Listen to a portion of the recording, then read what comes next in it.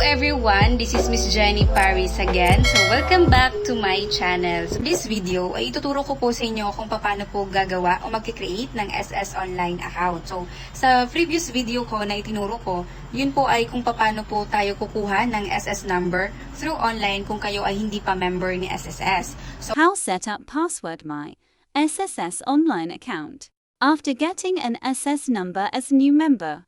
So, punta lang po tayo dun sa email na nilagay natin dun sa pag-apply natin ng SS number. So, ito nga po yun. So, most of the times, dito po tayo nag-check ng emails dito sa primary. But, unfortunately, may mga emails po na napupunta sa spam. So, kaya minsan, akala natin wala ng emails na si SSS, yung mga inaantay natin na mga emails, akala natin wala. But, may mga emails po na napupunta sa spam. So, pag ganyan po, check lang po natin yung spam, para at least double checking na rin kung sakali. Kasi, may mga instances na po na ganyan sa akin na nagko-concern sa akin. Bakit wala pang email sa SSS, ganyan. So, as I check their emails, dun sa inbox nila, wala talaga. So, nung time na chinek ko, pinunta ko kasi may nababasa din ako na may mga emails din na nasisend sa spam. So, chinek ko yung spam, so andun naman. So, yung sa kanya nga, tama din naman. So, ang meron lang dito sa kanya is yung continue link dun sa application niya. But, yung sa confirmation ng SS number niya, yung successful application dun sa SS number niya, ay wala. So, diba, as you can see, wala siya. So, punta po tayo dun sa spam. So, yan ang kalimitan na kailangan nating i-check, no? Kung sakaling may mga emails tayong inasahan, so check natin dun sa spam. So, yan na, as you can see, diba? So, meron dyang SSS na email. So, dito, yung first email, actually, nabuksan ko na yan. So, ito po yung niya, binigay ni SSS na user ID niya para dun sa SSS online account. So, yung isa naman, check natin yung isa. Yung isa ay yung application ng SSS number niya, information. So, ito na nagbigay na si SSS. So, as you can see, so meron na dyang mga reminders po sa membership status niya. And then, may mga attachment PDF files na sinesend si SSS para copy mo na rin po dun sa pag-apply mo ng SSS number. So, yan, ang ganda, napakaganda talaga ng SSS kasi dati, nung manual lang, yung action na yung process, the same lang naman talaga, ganito din yung binibigay. So, ngayon talaga napaka-convenient na SSS, less hassle na siya. So, yan, and then, ito, yung para sa UMID niya, yan. So, kung magre-request siya ng UMID, yan, and then, meron na siyang So, the same din po din sa inyo, no? Tapos, ito yung transaction number na binigay ng SSS. So, yan, may mga, kumbaga, ito yung mga reference, no, dun sa pag-apply nyo ng SS number. So, I am very happy kasi may successful na akong application na ginawa dito sa SS number application through online. So, ngayon naman po, since member ka na ng SSS at meron ka ng SS number, so, ang nire-require naman ni SSS, all members of SSS ay dapat magkaroon ng SS online account. So, ano po ba yung SS online account? Yung SSS online account ay yun po yung ilalagin natin dun sa portals ng SSS. Merong portals doon na member, so dun natin ilalagin. Meaning, doon nyo makikita yung lahat ng transactions, lahat ng mga informations na kailangan nyong i-inquire, lahat na makikita yung contributions nyo, lahat ng loan payments nyo, lahat andoon sa website nila. Papasok doon, ilalagin mo yung SS online account mo. So, sa video na ito, yun po ang ituturo ko sa inyo. Kung kayo ay member na ni SSS at wala pa kayong SSS online account, yan po ang ituturo ko sa inyo kung paano po siya gagawin. Okay po?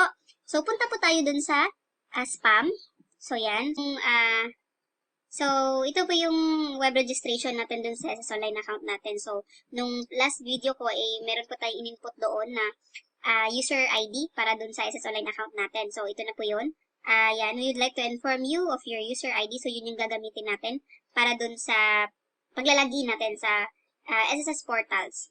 So, please activate your my.sss member account and provide your preferred password by clicking here. So, gaya nga po ng sinabi ko, na kailangan talaga yung email na nilagay natin ay active. Or kung hindi man siya active, kailangan po na i-update natin yung email natin na active. Kasi from time to time na may transaksyon na gagawin tayo kay SSS, ay may i-send po na link sa SS. So, gaya po nito. So, may mga advice sila na click here, ganyan. So, click natin yung ganito, ganyan. So, yan. Click lang natin yan. Enter natin yung the last 6 digits of your CRN or SS number. So, click natin yan. And then yan, mag-create ka na ng password. So, dapat yung password mo ay ano siya, may kapital. So, gaya nga nito, yan, yun yung example password na ilalagay mo. So, isa kayo naman,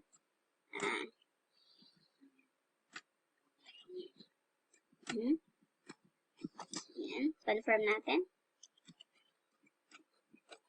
So, dapat tatandaan mo yung password nyo.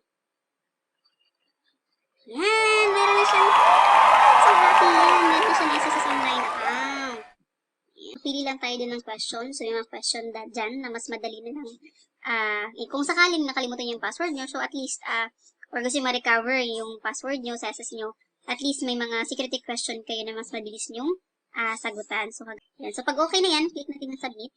And then, enter natin yung password na nilagay natin. Tadaan! Welcome to your online account. SSS online account. So, go home.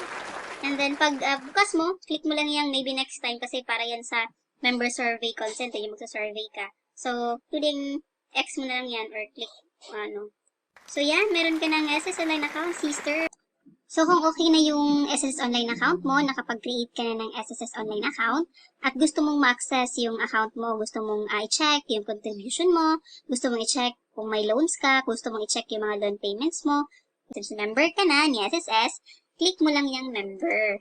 So, yan. Tapos, magdadirect ka na dun sa member login. So, yan. So, yung user ID, yun yung binigay ni SSS sa inyo na ilalagin nyo. So, yun yan. Yung nag-apply kayo ng SSS number application. Tapos, yung password naman na inilagay nyo. Tapos, click natin yung sign in. So, yan. Tadaan! So, pag nakikita nyo po itong member survey consent, click clear yung X. I-X lang natin na yung SSS online account nyo. So, ito yung website, yung portals nyo na. So, yan. Yung members info, yung inquiry, lahat. Pwede nyo ma-check dyan. So, ganun ka-convenient again si SSS kasi lahat ng transactions nyo ay through online na po. So, thank you so much po. Bye!